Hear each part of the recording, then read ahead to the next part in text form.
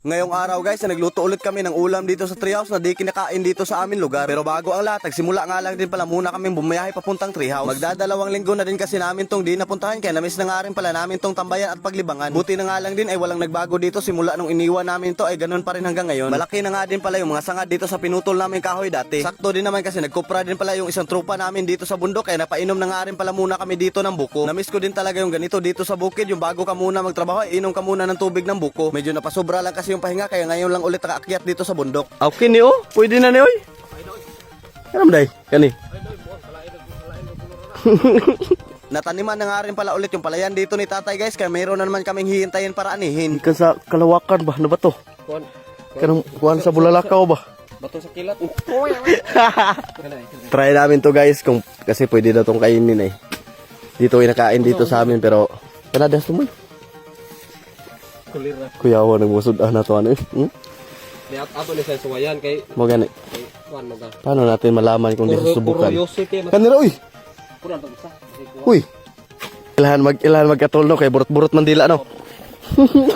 Tapos guys, nagsimula na nga rin pala ako dito magpapoy. At sunod ko na nga rin palang inihaw dito yung palawan ng karlang. Karlang nga pala yung tawag naman namin dito sa amin lugar. Talagang curious lang kami kung pwede ba tong ulamin. Wala naman sigurong mawala kung aming susubukan. At gabi nga din pala to kung tawagin naman sa ibang lugar. Yung gabi kasi dito sa amin ay iba naman yung dito sa karlang. Pero halos magkapares-parehas lang din pala sila ng dahon. Makati kasi yung mga ganitong tingin namin dito sa lugar namin. Kaya di talaga to kinakain. Kaya di na nga rin pala nabigyan namin ng pansin. Pero siguro kung kinakain lang dito sa lugar namin ay nagkaubusan na nga rin pala to dito sa bukid. Katulad nga lang din pala sa niluto naming lubi-lubi nung nakaraan nga di nga pala kinakain dito sa lugar namin pero kinakain naman sa ibang lugar. The moment of truth.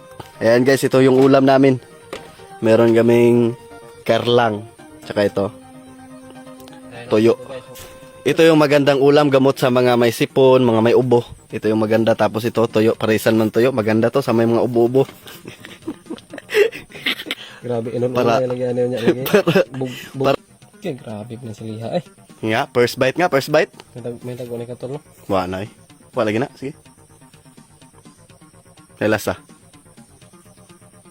Mura sa taong. Me, Lami no. tamis-tamis ah.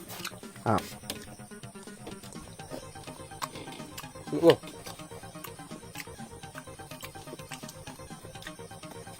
Second try daw. Yung lasa niya guys ay matabang na matabang lang. Ah. Luluhan pagka ano yung natay. May pang sa mira ba? Labay na eh. Pero okay naman, kung siyaw anong siguro tanaanad. Lami man. Buhay. Gangsain ba? Gangsain.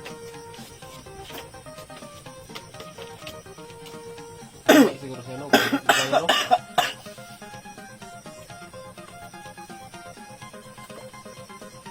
Di nga pala namin naubos dito yung pagkain guys kasi di namin nagustuhan yung lasa. Mas masarap pa rin yung lubi-lubing niluto namin nung nakaraan. Kaya hanggang dito na nga lang din pala muna yung video natin ngayong araw guys. Kaya kung nakaabot kayo sa video na to, maraming salamat palagi sa panonood nyo. At sa mga gusto nga din pala ng libangan dyan guys, meron nga pala tayo ditong bagong Hiyang Plus. So kaya kung gusto nyo maglibang, nasa comment section nga lang din pala yung link.